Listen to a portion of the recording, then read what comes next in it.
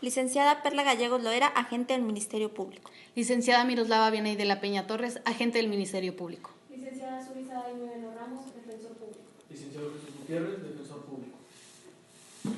Su señoría, con fundamento en el artículo 19 constitucional, en relación con el artículo 316 del Código Nacional de Procedimientos Penales, solicito se dicte auto de vinculación a proceso en contra de Felipe Loredo Rivamontal por la comisión de los hechos que la ley considera como delito homicidio calificado por haberse cometido en traición, previsto y sancionado en los numerales 302 y 320 del Código Penal Federal, en correlación con el artículo 315, párrafo primero y 319 del Código ya expuesto, en base a los hechos que son materia de la imputación, que siendo el día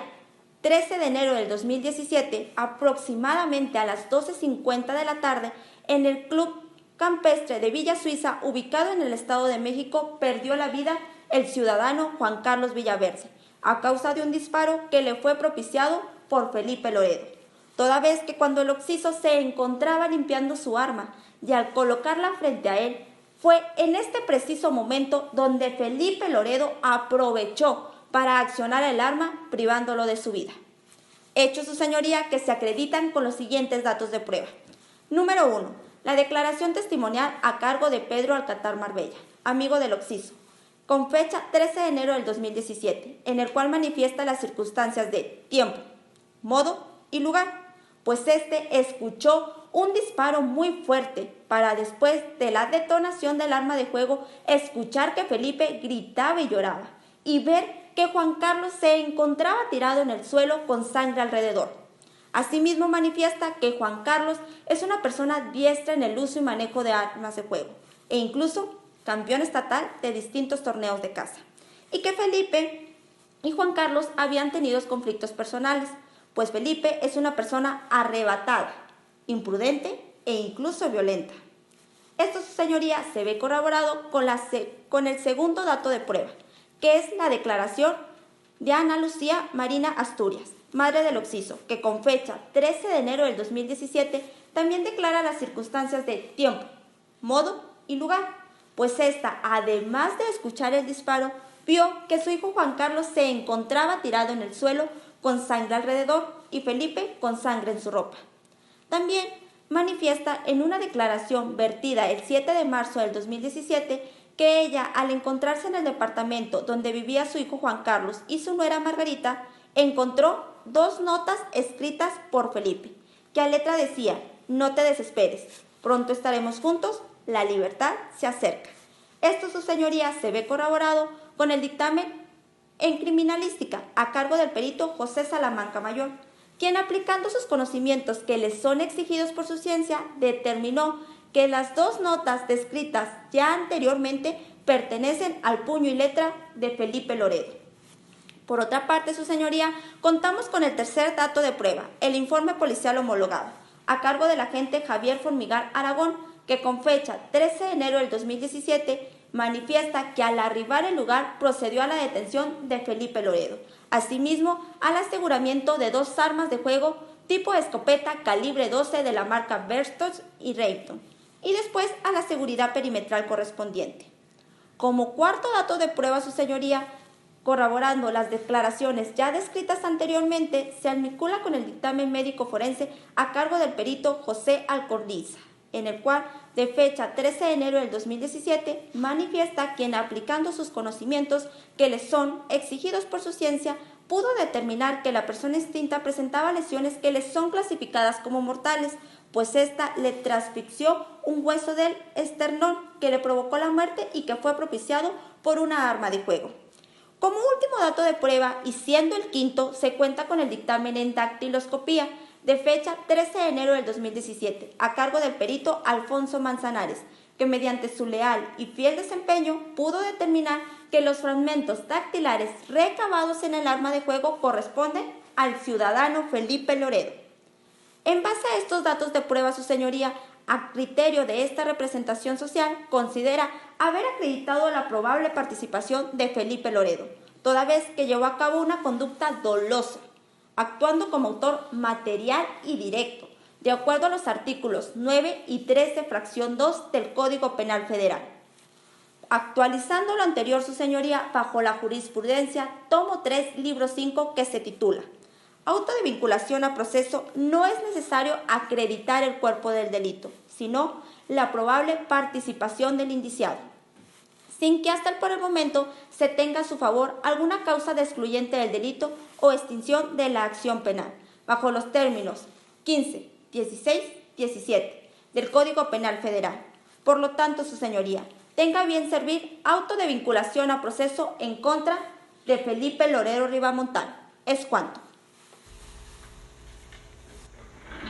Su señoría, con fundamento en el artículo 319 del Código Nacional de Procedimientos Penales, esta defensa solicita se dicte auto de no vinculación a proceso al ciudadano Felipe Loredo Ribamontano,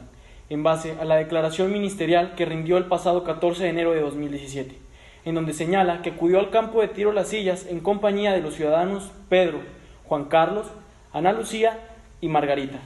Por otra parte, hubo un momento en que Juan Carlos y Felipe se separan del grupo para ir tras un venado. En este momento, Juan Carlos detiene la marcha para voltear la escopeta hacia él, ya que la iba a limpiar porque se le había metido un insecto al cañón. Felipe le dice que tenga mucho cuidado, ya que éste se pudiera dar un tiro, pero Juan Carlos le contesta que no se preocupara, que el arma tenía seguro. En ese momento se escucha la detonación del arma de fuego, logrando impactar al ciudadano Juan Carlos y este cayendo al piso. En ese momento Felipe comenzó a gritar y a pedir ayuda.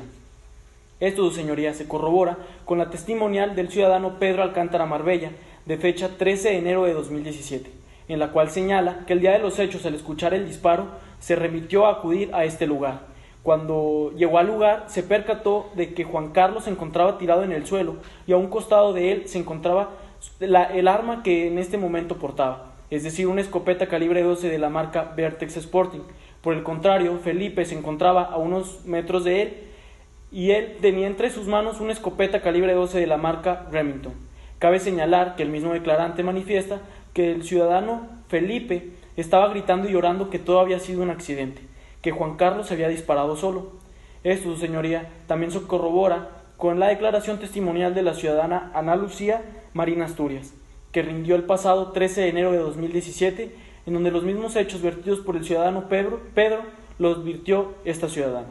Por el contrario, señoría, a lo que manifiesta el Ministerio Público referente a las huellas encontradas en la escopeta calibre 12 de la marca Vertex Sporting, únicamente se encontraron estas huellas de Felipe en la parte trasera de la misma, por lo que no es suficiente para probar que fuera él quien accionó el gatillo, porque cabe señalar, su señoría, que dentro de la escopeta, dentro del gatillo, no se encontró indicio alguno. Por otra parte, aunado a esto, la misma Fiscalía señaló que Pedro y Juan Carlos tenían conflictos personales. Esto lo podemos desmentir en base a la declaración testimonial de la esposa del hoy occiso, la ciudadana Margarita Micenas Patras, en su declaración vertida el pasado 13 de enero de 2017. Esta que obra dentro de la carpeta de investigación. Aquí señala esta ciudadana que, si bien es cierto tenían problemas en el pasado, estos dos sujetos se llevaban muy bien, inclusive eran muy buenos amigos, ya que ella era testigo de la buena relación que había entre Juan Carlos y Felipe. Relacionado con los hechos, la ciudadana Margarita menciona que al momento de escuchar el disparo, acudió al lugar de donde provenía este sonido, percatándose de que Juan Carlos se encontraba tirado en el suelo y a unos escasos centímetros se encontraba el arma que en ese momento portaba. Por el contrario, el ciudadano Felipe tenía una escopeta entre sus manos y además este estaba gritando y llorando que todo había sido un accidente, que Juan Carlos se había disparado solo.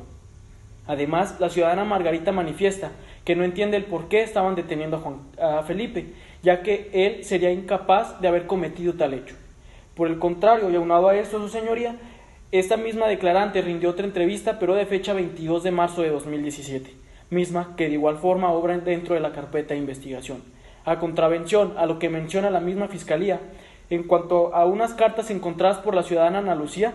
Margarita manifestó que estas cartas le parecieron poco importantes y por ello las tiró. Además, aquí también señaló que se le hizo imprudente mostrarle estas cartas a Juan Carlos, ya que él sufría de ansiedad. Por otra parte, también la Fiscalía manifiesta en cuanto a que Juan Carlos era una persona con el manejo de las armas muy bueno. Sin embargo, la misma declarante, esposa del hoy occiso, mencionó que Juan Carlos estaba empezando a perder la memoria. Inclusive olvidaba objetos que son uso común para todos, su señoría, como lo es las llaves de su auto o inclusive su cartera. ¿Qué esperar de un arma que su manejo es muy específico?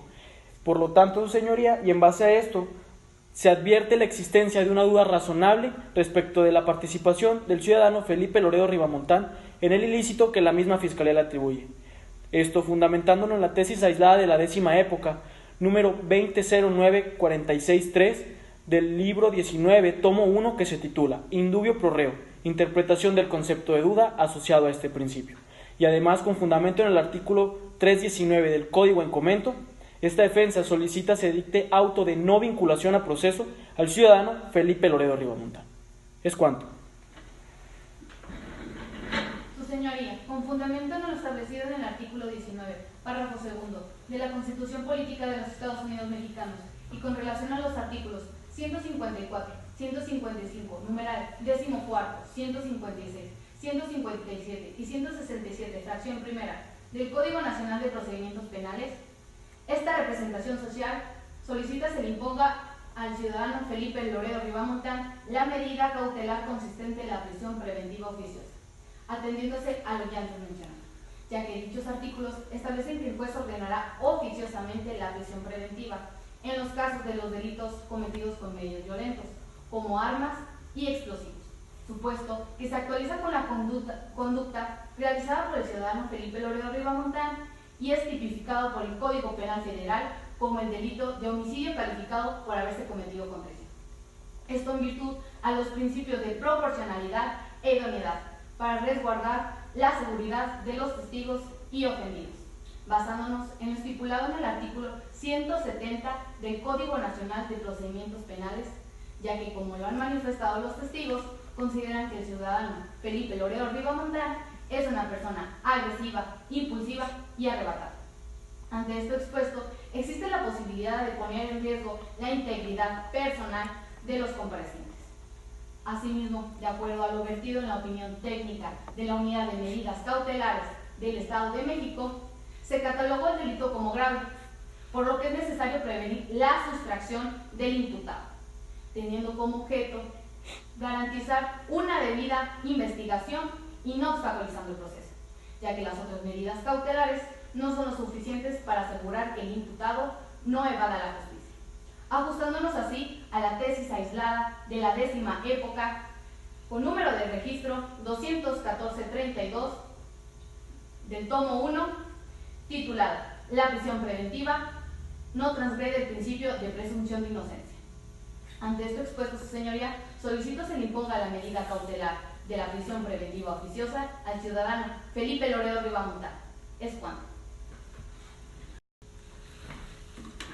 Su señoría, con fundamento en lo dispuesto por el artículo 156 del Código Nacional de Procedimientos Penales, esta defensa, tomando como base el principio de proporcionalidad, no está de acuerdo en la imposición de la medida cautelar que el Ministerio Público pretende hacer valer. Esto a su vez, ya que de conformidad con el principio de última ratio y de mínima intervención, esta medida cautelar se considera lesiva para el ciudadano Felipe Loredo Ribamontán.